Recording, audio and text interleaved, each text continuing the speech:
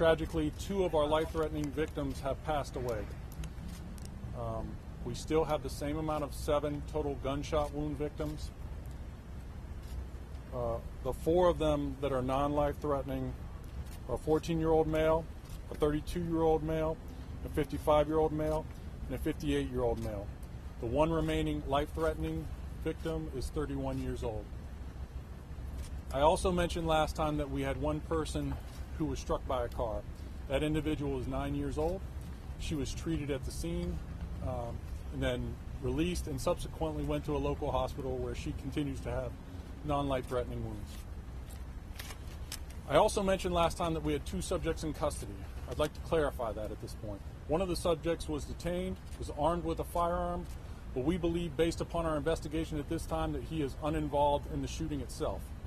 We have another individual who is in custody who is 19 years old, who we believe was involved in the shooting. At this point, in consultation with the Richmond Commonwealth's Attorney's Office, we plan on seeking charges for second-degree murder ×2 for that individual, with more potential charges to follow. At this time, I'd like to just express my concerns and sympathy for those who have lost their lives today and those whose lives were forever changed by the events today. I'd also like to thank the partners that rushed to this scene. The Richmond police officers, the VCU police security and police officers, Capitol Police, Virginia State Police, even Henrico, and certainly our state and federal partners. Virginia State Police, as I mentioned, but certainly ATF, FBI are all assisting in the complicated case that this is right now at this point. So we anticipate having a further update tomorrow. The mayor's office will be providing you all with updates on when that press conference will take place. I can answer a few questions here. I'm not going to be able to give a lot more detail than I've already provided, but I can answer a few. Chief, could you talk about the expansiveness of the crime scenes here and what we're seeing with a lot of police tape up kind of in many blocks of this area?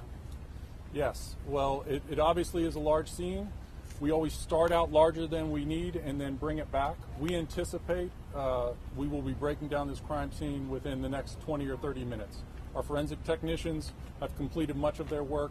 They're recanvassing. We have canines looking for additional firearms and casings in case we missed any, but we feel pretty good about where we are forensically at this time. We anticipate breaking much of this down very shortly. Can you ID the deceased, or if not, get their ages at least? The 2 deceased are an 18-year-old male and a 36-year-old male. We are not prepared to release the names at this point, but we will in days to come. The families are obviously grieving at this point. They have been notified. That was a hang-up for us initially, but we'd like to, before we release those names, we'd like to give them a bit of time to grieve. Chief, any idea on motive at this point? Why would somebody do this? We think the suspect knew at least one of the victims. Chief, you know the gender of the suspect and if a student? The subject is, the 19-year-old suspect is a male, and I'm unclear if he's currently a student.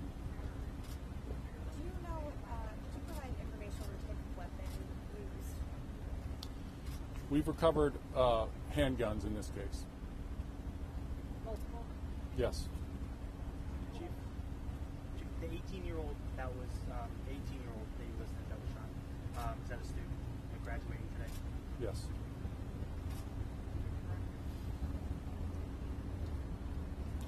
The victim is in his 30s. Can you speak to, is that a family member of one of the graduates? He was here for the graduation. We'll be releasing more of that tomorrow.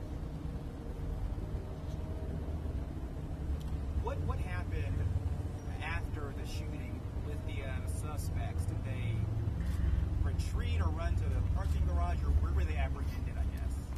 So as I mentioned earlier, we had 3 off-duty Richmond police officers working the event itself. They were outside directing traffic, and we had 7 along the Belvedere corridor blocking traffic so that people could get in and out. As they heard the gunfire, it was obviously chaos. We had hundreds of people in Monroe Park, so people scattered. It was very chaotic at the scene. I can tell you that the person we believe is who is going to be charged was detained initially by VCU security and was taken into custody, and he is currently at the Richmond Police Department headquarters. Did that happen like here in the park, or had he left the Close park? by. He fled the scene and then was taken into custody and is now in our custody. Are all police personnel uninjured in this occurrence? Yes. No officers were injured. No officers discharged their weapons. Did the suspect flee in a car or by foot? By foot. And as I mentioned earlier, but it's getting clear now, at this point we're not looking for anyone else at this time. We do, however, we know that there were hundreds of people out here that may have some of this captured on videotape. So we would ask folks to contact the Richmond Police Department, and we will set up a hotline by tomorrow where if they have video they'd like to share with us, we can put that out there. So, but I'm sure plenty of folks were out here celebrating the day, taking videos, taking pictures, and they may have valuable information. Obviously, there's plenty of cameras here that we're in the process of reviewing, and that's a laborious process. But we would ask the public if they have something like that to please share it with us. Apologies if I missed this earlier. Is the suspect a connection to the high school that was graduating? Was the suspect known to police prior to this evening? That's all part of the investigation. I'm not aware if he was 19 years old, so I don't believe he was graduating this today. And he wasn't known to police prior? I'm not sure about that. Chief, how many weapons were found today? So with the individual we detained, there were a total of 4 firearms seized. So one of them is completely unrelated, and we're investigating. And that's going to be part of the investigation. We will be utilizing NIBIN to determine which firearms were directly involved and which weren't. But there was guns on the scene that we recovered. Were these handguns, or were these like an automatic weapon, or any specifics of the weapons? I believe these were all handguns that have been recovered at this point.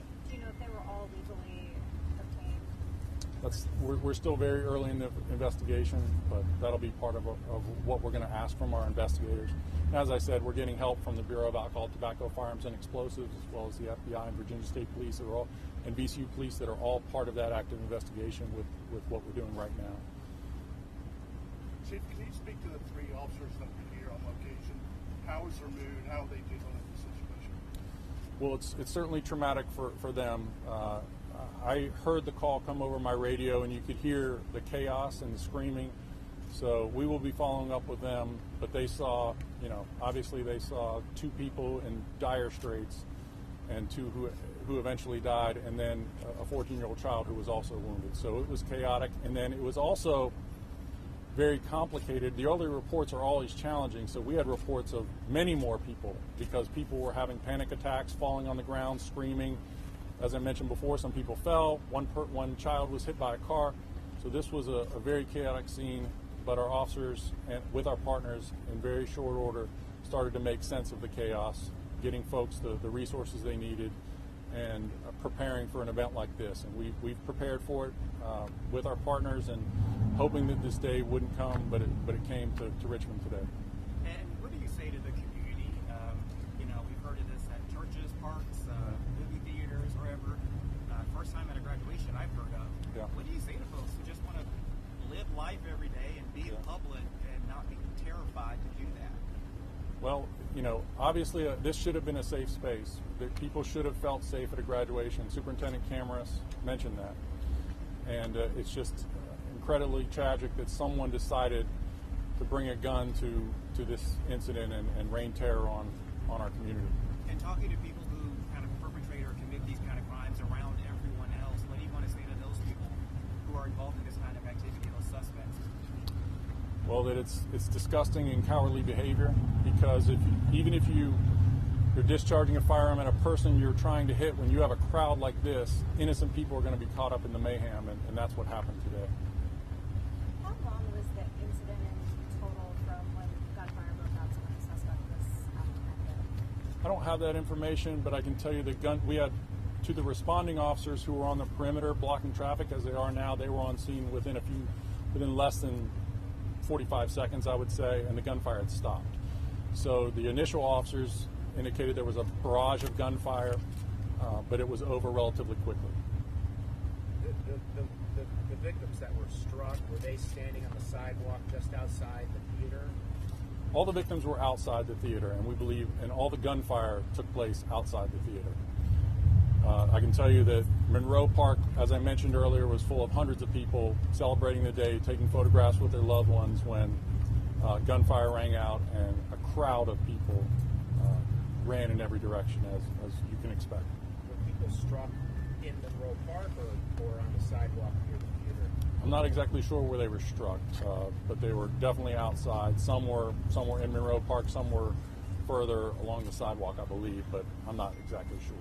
Chief, do you have anything to say about this situation, especially as we approach the department's initiative with Operation Safe Summer, and just what is going through your mind through this? Well, I think we need to work on this. Obviously there's too many people in our city who've been shot. So right now this will be our 33rd murder with the 2 individuals today, and too many people are shot and wounded. So that's why we've started that planning. We have a planning meeting tomorrow with our partners for Operation Safe Summer. We're going to redouble our efforts and do our best to keep our community safe. Chief, can you confirm that the victims are father and son that are dead? At this point, I'm not prepared to confirm that. Was this gang related? I don't believe so. I believe that the individuals, some of them knew each other. So, at this point, I'm going to go ahead and stop. I appreciate everyone's patience today. We will have more to say with the mayor tomorrow, so we will be sending out that information shortly to all of you. Thank you.